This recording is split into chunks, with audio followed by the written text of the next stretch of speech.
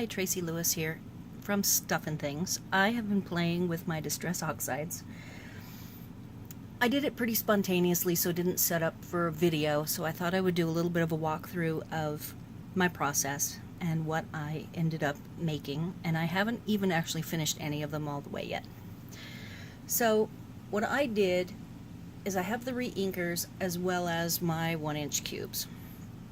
So I started with the re-inkers on a craft mat, spritzed them with water, and ended up with the bottom layer that you see that's a little bit watery looking. And in this case I actually put it face down and I twirled it in a circle like so, with, you can see there's wild honey, peacock feathers, and twisted citron as the three colors that I started with. I then wiped, there was a lot more of the green, so the exterior is actually me just taking and swiping each of the four corners with the leftovers, like I said, which was primarily green. Set it aside and let it dry. I actually made two of these. Subsequent layers here are not sprayed with water. I just kind of splotched down. These are a very fine point. And I actually splotched them. Then I went face down, and you can see that I didn't really move my paper much. I just kind of did that, and then I lifted it up, and I looked at it and did a little bit more until the ink was used up. So from here, this one hasn't been taken any further. The next layer that I did, after say 4 or 5 layers, was stenciling. So let me get one that's a different color combination. This one has 2 additional layers on top, and it was completely different colors. In this case it was the spiced marmalade, it was wilted violet, it looks like it had a little twisted citron in it, and I don't see any blue, maybe a little bit of blue at some point, and it might have had some broken china on it. Then what I did is I brought out stencils. So if you look at it close, you can see that it has wavy marks. Those wavy lines are done in 2 colors. It was the spiced marmalade, which at this point I was using for the stenciling. I used blue painter's tape.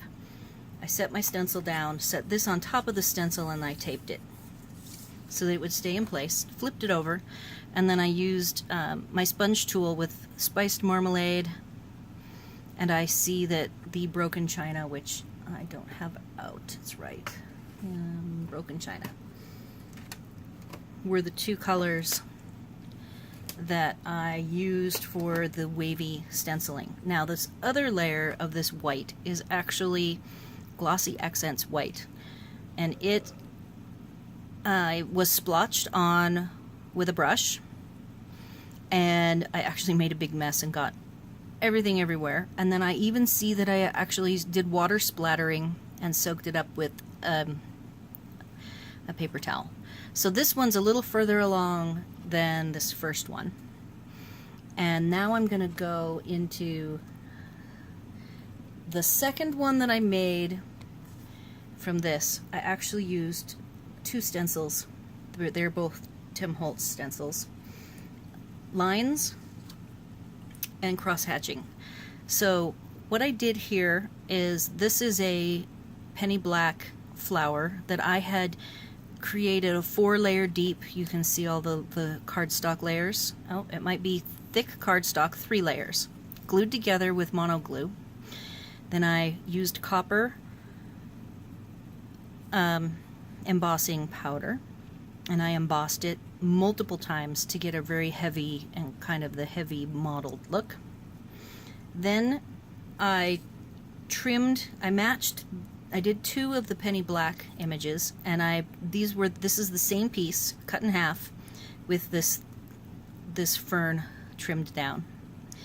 I then took, before I put the flower on, I used Distress Paint Antique Bronze, and I swept around the edges, as well as, since it's a dauber, I'll show you, it's the paint dauber tip, and then I daubed random splotches you can see around the edges. So then I took mono glue and I glued the flower on. And at this point, I needed this paper to be very straight, so I took 110 pound, which I use for my card bases, and I trimmed it down just very slightly smaller. And because you can see, let's see, I'll show you what look at how curved this paper gets. And I actually used normal 65 pound Recollections white to play with this. With the Distress Oxides, and so there's nothing special at all going on here, and that's why the paper is warped. So to straighten the paper out, I used the 110 pound on the back with like a snail adhesive, and this is my final piece that I plan to put on something. I actually just grabbed a white, so I plan on doing something like this. I have sentiments that I will probably use die cut sentiments, and I might even stack them thick like this to match, and I might use either embossed copper, or I'm contemplating using black. I'm going to play with the different colors. And here's what the fern looks like. It will probably be offset, something like that, and I was even contemplating running the message up the side, and it might be on a smooth white with stamped, lettered. And again, I used multiple layers, and I didn't make sure, I wanted it to look somewhat rough, so I didn't over emboss it, and so there's some rough areas here, and I liked that look with the interesting textures. Again, on this one I used the same distress paint, and I did a very thin line and then some corner splotches, but wanted to have a fine line of the bronze to match the copper. And it's funny, it's called antiqued bronze. This embossing powder is called detailed copper. So antiqued bronze evidently is very similar in color to copper. The next technique that I did is a technique that I'm sure that I will in fact go find a URL to a how-to. There are videos on this, there's Pinterests on this, and this is a technique I had been wanting to play with, and this is what it looks like. So in this case, I took a heat gun, I blobbed some heat gun glue onto, this was actually the same piece, and I actually did 3 different ones. Here's the third one, which is not as finished as the other 2. So I took this piece, which was actually cracked pistachio, candied apple, peacock feathers, and then the 4th color was this purple, which I used this wilted violet, and here's the sponge I used on the back, and I used a stencil again to get the designs, and I purposefully left some white. I liked the white on there. This particular one, the way they were positioned, this was in the middle, and it had the most ink on it, with only the corners left with splotches. This is my least favorite of the 3, which is why I haven't got as far with it. It also, though, has the same antiqued bronze with it edged and some splotches. This one I like second best, and it is going to probably be like a clean and simple card. It will be offset somewhat like that with, I was thinking I have a happy birthday that's long, it's vertical, so I think a vertical happy birthday would look really cool with that one. And then this one is my favorite, and I am undecided whether to make it a horizontal with a message offset to the right, or to make it vertical. My inclination, looking at it right now, is to make it a horizontal card. So that's what I've been doing. What I find is I don't find this very attractive, so I have to not let the look of this distract me from using it. And I don't want to keep working too many layers, so the trick is, I think, to pick your colors, do some stuff with it, but not too many, like not more than like 5 layers.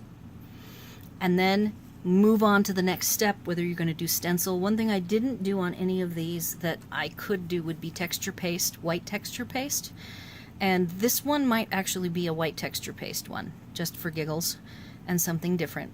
I do like to add more height and dimension, which is actually why I ended up with this technique of the hot glue with the heat embossing over the top. So don't let it disturb you that it doesn't look perfect and it doesn't look great all by itself, because once you get, I think, your final bits that you're going to add to it, I think that it makes, like this particular one was the ugliest of the 3, believe it or not. If you piece all these together and you take away all the cool copper and the black, this was quite unattractive as a distress oxide background. But after I ended up adding all the bits and pieces in and sliced it up into the different parts, added the black, I think that it came out very, very nice.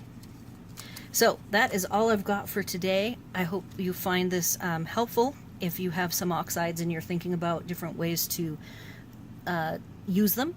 And I thank you for watching.